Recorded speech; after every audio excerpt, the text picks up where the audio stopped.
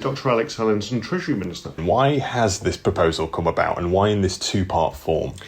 That's a very good question. First of all, the whole idea of the minimum wage is to ensure that people living on the Isle of Man get a decent wage for an hour's work. We know that this applies to a very small number of people, but for them it is very important we have a minimum wage. Now, back in 2021, the Tynwald Poverty Committee looked at the minimum wage and made the recommendation that it should be brought in line with the living wage. Now, at the time, the living wage was something a little bit new. The living wage calculation looks at the minimum amount of money that people need to have a decent standard of living on the Isle of Man. So it's different to a minimum. It's calculated on quite an interesting mathematical calculation that was based from the recommendations of the Joseph Rowntree Foundation in the UK, and it was adopted by Tynwald. So that's been Tynwald policy. Now, at the start of this administration in 2021, the council ministers with the Island Plan agreed with this and agreed with the proposed dates that we would meet the merge the minimum wage to the living wage this year, and that's what we're striving to do, and that's what this motion coming to Tynwald is going to do. Each year we set a minimum wage, and we have a bit of legislation that involves what's called a minimum wage committee that helps with recommendations to both the Department for Enterprise and Treasury in terms of what that should be. And that's made up of representatives both from employers and employees and a chair. And I think they found it difficult this time in terms of that recommendation to balance the pay of the low paid with some of the pressures that employers are facing as well. You did say back in 2021 you never could have expected or clearly no one was aware of the significant challenges businesses would face in the years that we've had since. Do you think, obviously a crystal ball would be a nice thing to have, but if you could go back there now, do you think Tynwald would look differently at this? Would it be different? I don't think it would. I think governments, both here and across, have really tried to tackle the scourge of poverty, whether that be through things like the triple lock in terms of pensions and bringing pensions up to relieve pension poverty, and that's been incredibly successful, or through working on a minimum wage and increasing that incrementally to get rid of poverty and make sure that working people, get a wage that they can live off rather than also having to rely on benefits. And I think that's very important. Throughout the exercise, right from the start of the minimum wage in the UK, there were concerns about that it would drive inflation, it would drive unemployment. We have not seen that. And I don't think there's any international evidence that that is a significant impact of increasing the minimum wage, although it's still a concern from employers. What is important is that as the minimum wage increases, we also look at the standard of living we expect working people to be able to achieve. And that's why twinning it with the living wage is quite important. But what we've also signalled with this announcement is to review the level of the living wage as well, because a lot has changed since the 2020 and 2021 when the Poverty Committee reported. And we need to make sure that our estimation of the living wage is accurate, but also reasonable and achievable. Some might read that review of the living wage as taking a look at it and seeing where it might possibly be brought down. Is that the hope right now? It's not. What we need to do is establish that our estimation of the living wage, so the minimum wage becomes the living wage, our estimation of the living wage is accurate and people trust it. At the moment, we've got quite a complicated way of calculating it.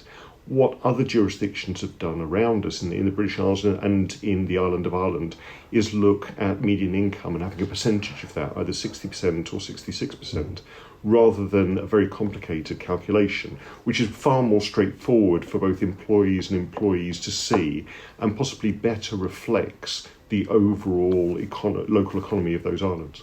Our approach is described as a basket of goods approach. Can you break that down to us and just explain what that means? When the Poverty Committee reported, they looked at best practice in the United Kingdom.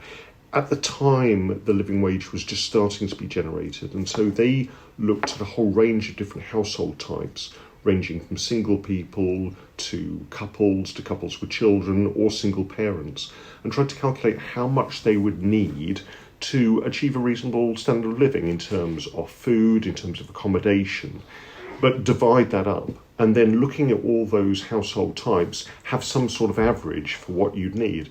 Because obviously, if you're living alone, your costs may be relatively low. If you're living in a couple, they're probably a little bit lower. But if you're a single parent with 2 or 3 children, they'd be relatively high. And so that balancing act is quite complicated.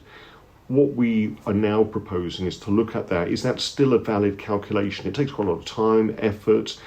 Is it still accurate to look at the cost of living on the Isle of Man in terms of calculating what will be a statutory minimum wage, living wage, and look at better ways that we might achieve that, quicker ways that we might achieve that, so that we can have an annual operating to the minimum wage, living wage each year that actually both employers and employees trust and can depend upon.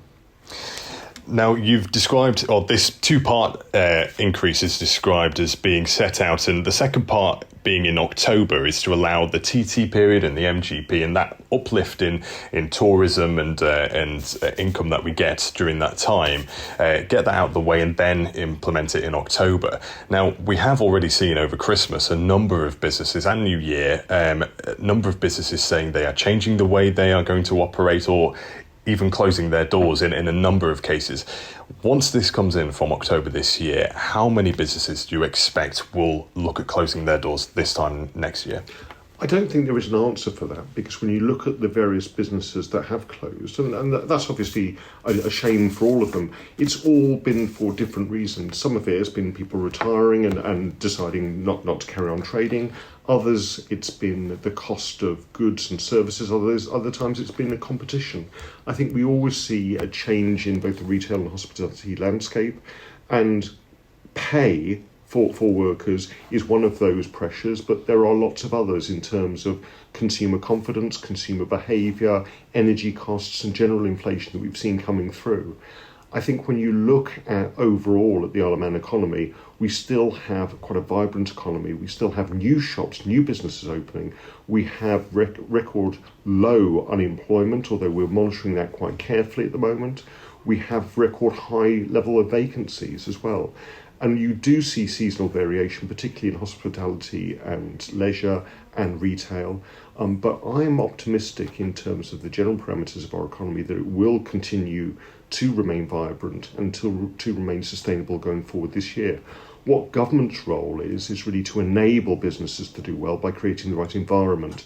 And that's what we're doing in terms of the minimum wage recommendations coming forward to Tynwald, in terms of putting more money in people's pockets to spend locally. That's what we'll be doing in the budget, to put more money in workers and for working families in their pockets to spend locally, and actually use some of the facilities and some of the excellent businesses we have on our high streets.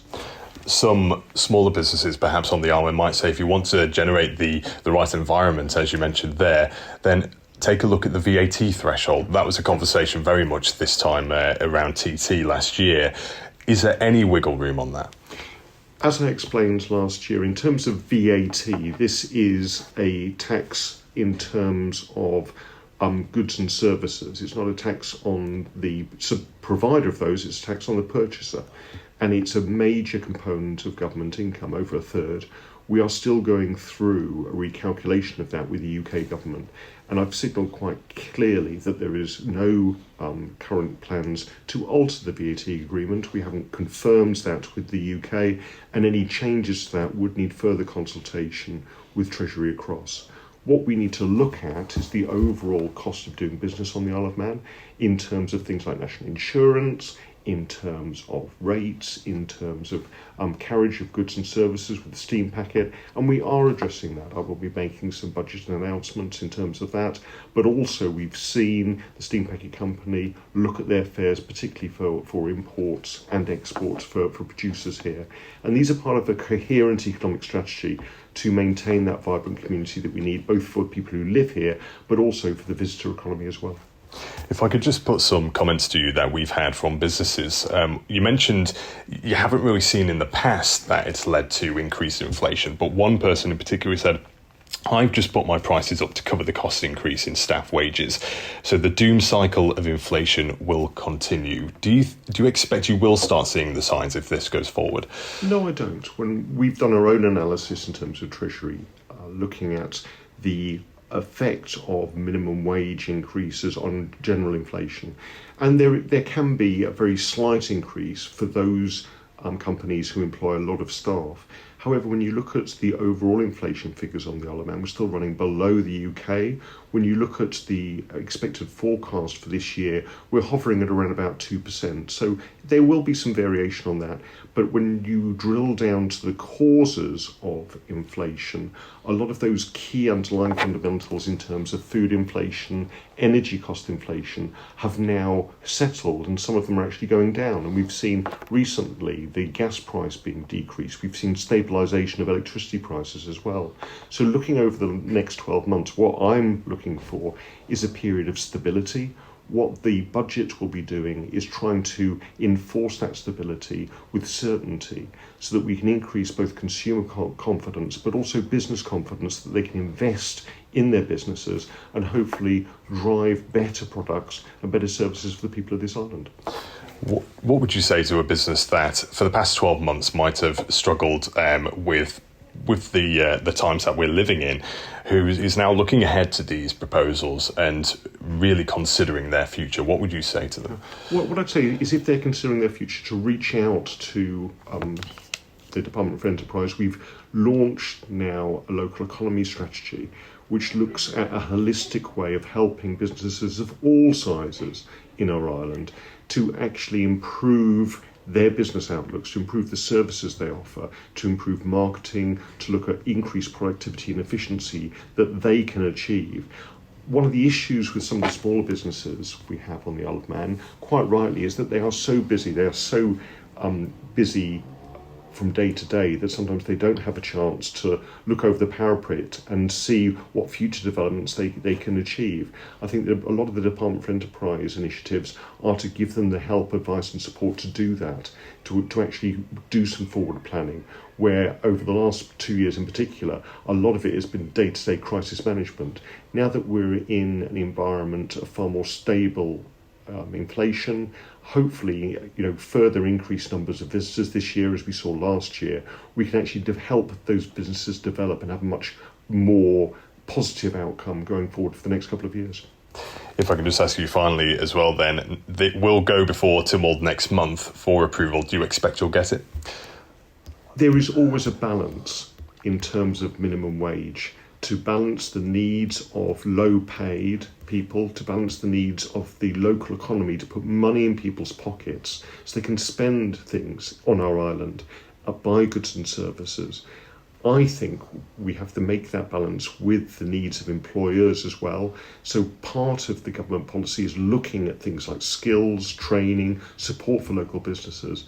When you put that in the round and you get away from some of the headline figures, I think that's a positive move from government, and I hope that Tynwald recognises that and actually agrees that what they set out 5 years ago to actually tackle poverty on this island is still the aim of this administration and further administrations in the future. Thank you for making it to the end of the Manx Radio Newscast. You are obviously someone with exquisite taste. May I politely suggest you might want to subscribe to this and a wide range of Manx Radio podcasts at your favourite podcast provider, so our best bits will magically appear on your smartphone. Thank you.